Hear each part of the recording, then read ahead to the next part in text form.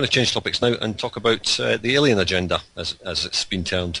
The idea that we're all going to be invaded by little men from Mars or from somewhere in a far-off land, something like akin to Star Trek or something. Alan, in your research, where did this idea first come from?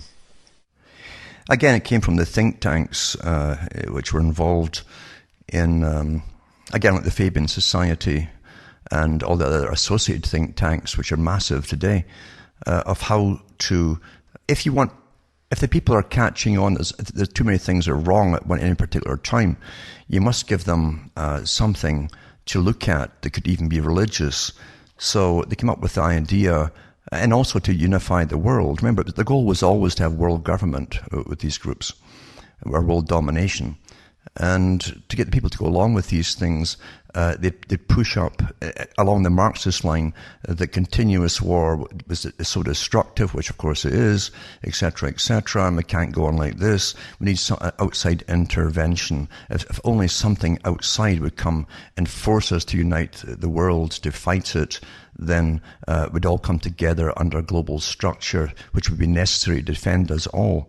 And then they came out, of course, with the big movie. It was the day the Earth stood still, where a big flying saucer lands outside the White House, I think it was. And the whole idea is that this alien has to get in touch with members of the United Nations, scientific members, though. They have to all be scientists that tie in again with scientists running the world. And so he goes off and search for the scientists that would eventually put it across to the public. If they wouldn't unite together to stop their destructive behavior, then these aliens would eventually have to destroy you because you were dangerous. And you can go back further. They came out about 1948 with supposedly the first sightings of UFOs over the White House. The guy who saw them all in an aircraft, but happened to be a CIA member. So it's the same old thing again, giving people this fake pantomime to an extent. It's something to believe in. Something would take over from standard religions again and get them working towards something. And initially they brought forth something like the aliens are here to help us. That really took off. And then with the whole scientific age of going to the moon, all of that, they pushed all the science fictions, Star Trek, etc. It's interesting that how Star Trek series was put together, because they gave you situations on Earth with different peoples, races, whatever it happened to be, and put it into outer space to show you that the Enterprise, interesting name too, the Enterprise, because it's also God bless us on this Enterprise, you pluribus unum and so on in the States. But Enterprise is to do with markets, and economy, etc. So it goes around the space, trying to unite all the planets into a world, a global, a universal federation, which is simply the United Nations. And they give you the unfair things that happen to minorities on the way, and they make them all free, etc., and bring them into this great trading group in outer space.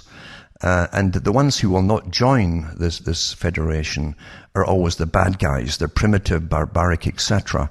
It was simply a projection of everything in the world that the Fabians and so on had been pushing for such a long time already, put into an outer space setting for a unified world. But it fascinated so many people the way it was done. But you also find top leaders like Lester B. Pearson of Canada, who also was head of the United Nations for a while, but he also became Prime Minister. And I've got his books here, his old books, and one of his workers was also a high-level bureaucrat in Canada who was called Escott Reed. And Escott Reed said in his memoirs, when he worked with Pearson, he says, we drafted up, along with Alger Hiss, who was a communist boy who eventually was found guilty, etc., for treason. But they drafted it up, the whole Charter of the United Nations, to try and unify them all, again, heading towards world government. And he said in his book, he says, make no mistake, our goal is world government. Well, that's never been given up yet today. That's what the United Nations is there for. The United Nations was set up from the League of Nations, and they were both set up by, again, the Royal Institute for International Affairs, Council on Foreign Relations. Same group. Same guys that wrote up your amalgamation into Europe for Britain, and the guys who drafted up the NAFTA agreement for the amalgamation of the Americas too. They openly said that in Canada. They drafted it up and presented it, and it was signed. These are private organizations, remember. Now, Lester B. Pearson, back in 1957, had a similar idea to the day the Earth stood still, and it says, perhaps there is a hopeful possibility here in the conquest of outer space. Interplanetary activity may well give us planetary peace.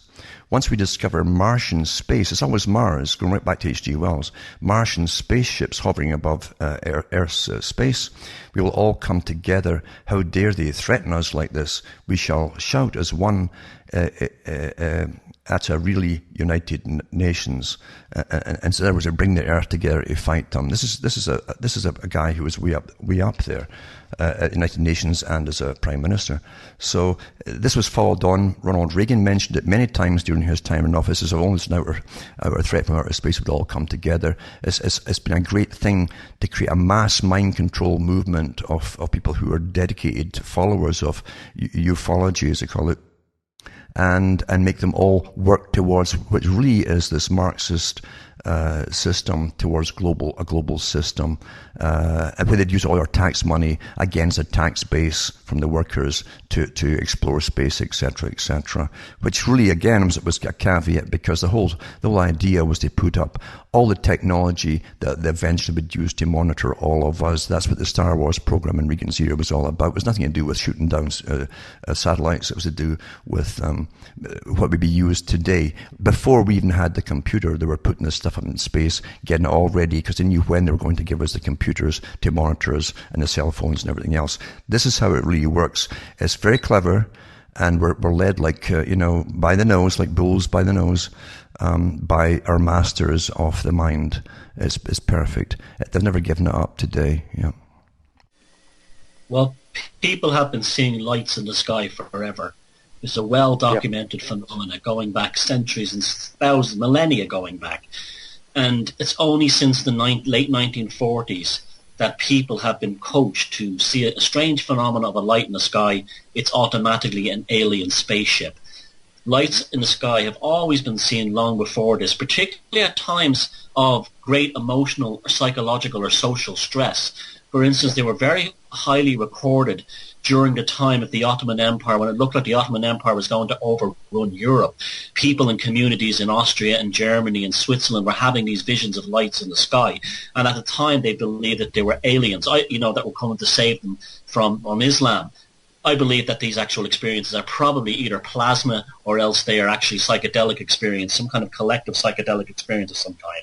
But they've copper-fastened the idea again that they're aliens. Now, there's a strong connection I've discovered going back through Germany and all this.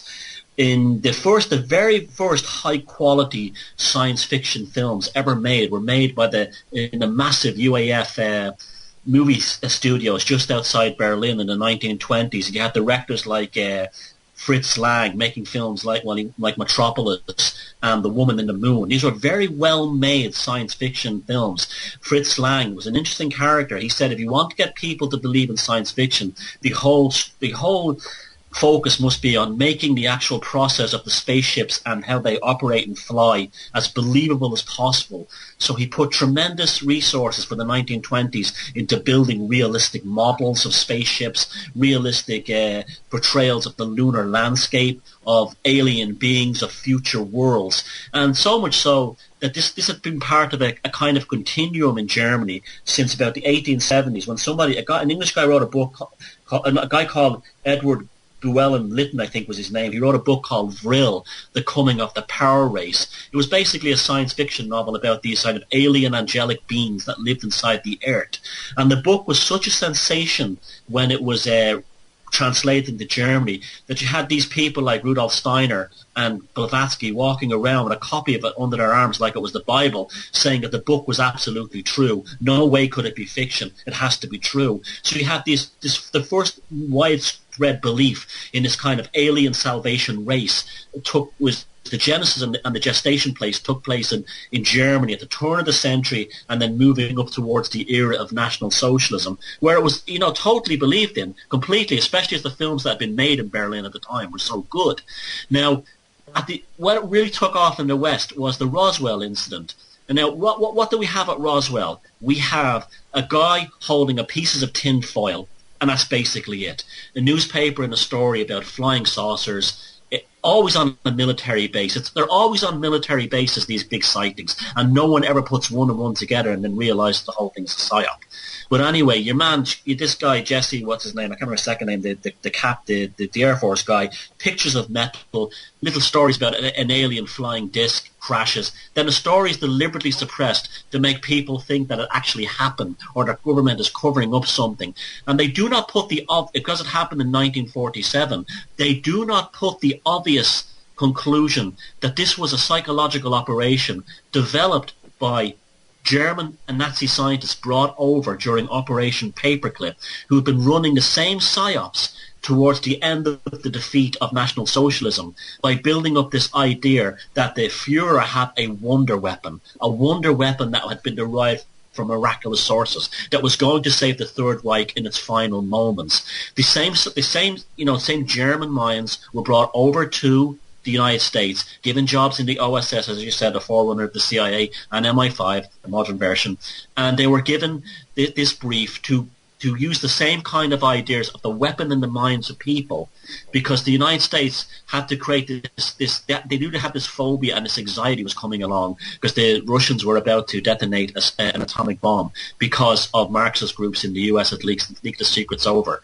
through sort of a Bolshevist sympathy network into the Soviet Union, and they had to condition Americans to believe that we somehow have alien technology, spaceman technology is going to save us. We have the edge, and that continued all during the Cold War, right up into Reagan's Star Wars announcement at the United Nations that we would all band together and to fight a global force from an alien force from outer space with a global army. And you had it in silly films like Independence Day, where you see the Israeli jet fighter guys looking at the Iranian jet fighter guys and giving them the thumbs up, and all this kind of like nonsense, this kind of like one world fighting the aliens.